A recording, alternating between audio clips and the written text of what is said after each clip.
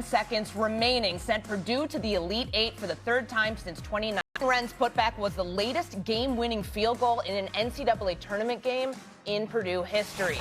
3-seed Illinois brushed off number 2 Houston in what essentially was a home game for the Cougars behind double-doubles from freshman Keaton Wagler and David Mirkovich. The Illini are back in the Elite Eight for the second time in the last 3 seasons. And finally, number 9 Iowa stunned Nebraska after a huge blunder by Huskers coach Fred Hoiberg to only send 4 players out of a timeout with under a minute to play. Hoiberg was asked about the mistake after the game.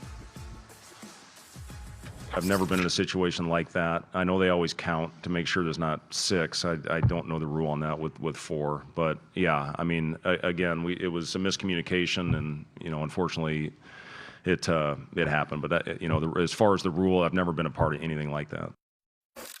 It was so staggering that even the broadcast crew had no clue until they realized, Coach, that there were only 4 players on the floor. Now, I know that in college basketball, officials have the discretion to let a coach know, hey, you've only got 4 out there. We don't ever see that in the NFL. When there's 10 guys on the field, that's just something that you roll with. You only see it with 12 men on the field, which is a flag. Should the refs have warned Coach Hoiberg that he only had 4 on the floor? Well, first, got to take responsibility, but I spoke to 2 Final Four legendary officials that have done multiple Final Fours. And the last guy who I have the utmost respect for sent me this back. He said, by rule, you can inbound the ball being 5 on 4. But in my opinion, it was a mechanics breakdown by the crew. After any timeout, each official, and there's 3 of them, and the trail official, most importantly, probably usually would make this decision. Each official should count the players. If you notice only 4, you should quickly alert the coach before putting the ball in play. Now, that's not a rule, but that's just something that officials are taught to do. You got the game, and the essence of the game, there are 3 partners. There's the coaches, there's the players, and the officials, all right? And they're all working together to basically make sure the game comes off in a positive manner. And, it was a fail by Coach Hoiberg and his staff and lack of communication. But also, I think the officials, not that they have to, but I'm sure they're going to look back at it and say, you know what, my bad. And that play, now remember, Iowa was up 3 points. They had to get a stop and get the ball back. So in a lot of ways, it didn't determine the game. It determined an opportunity to win the game. The same thing to me is this was a big-time game. Big-time shots, great ball movement, great spacing, playing really hard, but a brutal ending. Brutal ending. True. One could easily argue the referees barely worked. They called the grand total of 23 fouls for the game. You understand what I'm saying? They let him play last night, okay? So we got to point that we got to point to that as well. And obviously Iowa outscored Nebraska 20-7 off turnovers, so they were in a position to win this game. They just blew it. Iowa stayed within striking distance. They only led for a grand total of 2 minutes and 10 seconds the entire game, but they stayed within striking distance. They did what they did. In a game that tight, I get the point about the referees alerting you, but damn it, that ain't their job. That is not their job. That's your job as a coach to know that, 5 guys who's going out in the game. You understand what I'm saying? You know who your starting 5 is, right? You know who your subs are, right? Don't you make changes? Don't you sub in guys in and out during the game? Of course you do. It ain't the referee's job to make sure you got 5 players on the court. It's your job. It's your job. I like Fred Hoiberg and all of that. I'm not here to insult the man or anything, but I'm just saying that's not the official's job. It's your team.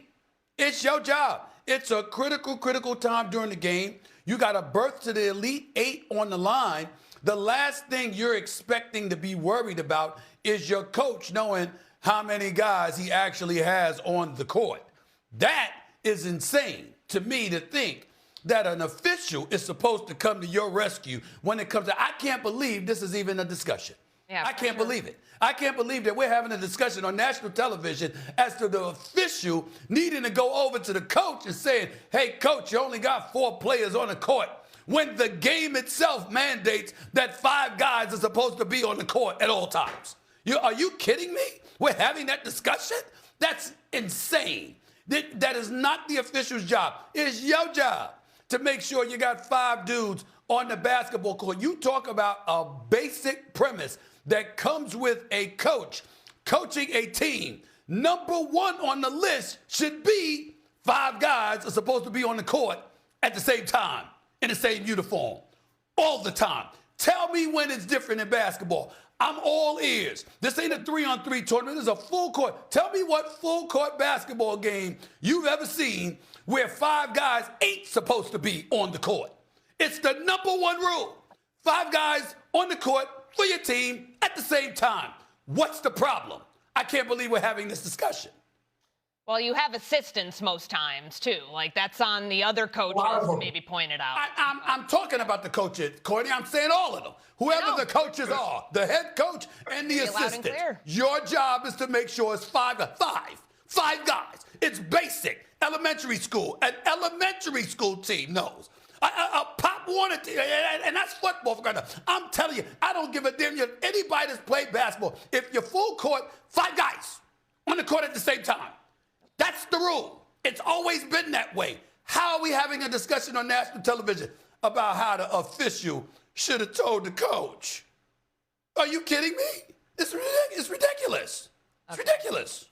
Let's look at the bigger picture here, Coach, because Thursday was pretty significant for the Big Ten. So you got Iowa, Purdue, and Illinois all moving on to the Elite Eight. What was the most impressive win in that conference last night? I would say the one that Illinois was the most impressive to me. I mean, the manner in which they played. Like, we always think of Illinois, they're a elite offensive team, great passing team, shot makers, the floor gamers all over the floor. But to take Houston and just go right at them, they went on a 17-0 run against Houston. And it was their defense. They held, the last 3 opponents, they held 60 points. They've held the last 3 opponents to 27% three-point line. The defensive intensity to complement what they're doing offensively, let me tell you something. That is absolutely a team that can potentially win a national championship. I mean, it is very, very simple. When they defend, how connected they were defensively, their overall size, their ability to limit you to one shot, their toughness defensively to complement an elite offense with so many different guys that can score it. And another great freshman, Keith Wagler, who's absolutely dynamic. So to me, that win over the number 2 seed Houston sent a message to everyone else. Illinois is no joke. They're not, no doubt about that. And to see their defensive intensity last night was incredibly impressive. They just handcuffed Houston. Houston couldn't do anything offensively. So give credit where credit is due. I also think that when we talk about the Big Ten, we have to be more expansive than just college basketball. We have to remind the world they've gotten the last 3 national championships in football. You understand? Michigan, Ohio State, and obviously now Indiana. And then here they come with the NCAA. And obviously their record in title games themselves, 9 teams have made it to the NCAA title game. They're 1-8 in those title games throughout history. So that's not something that's impressive. But in terms of getting there, obviously they're making some noise right now. You see Purdue, you see Illinois, you see Iowa, you see what's happening. I'm just looking at them right now, and I'm giving credit where credit is due to the conference overall. It is without a doubt the best conference in football. If you're talking about, if you're a student out there and sports matters to you, and you look at the 2 big sports, basketball and football, not order, obviously, it's football first and then basketball, what conference is better than the Big Ten right now? We just got to give props where it's due. They're making noise. They're putting everybody on notice. This is the best conference in the nation, plain and simple. And they're showing it to us in the NCAA tournament after they finish showing it to us in college football. Michigan State remains. They will play UConn tonight, the last team from the Big Ten to win a title in men's basketball. Tom Izzo's squad back 26 years ago. All right, Sweet 16 continuing on tonight. 4 more great games. Which upset do we see brewing? St. John's over Duke or Michigan State over UConn? And the Knicks losing this late in the season to the Hornets has Stephen A. hot. It is not all orange and blue skies in Stephen A's world.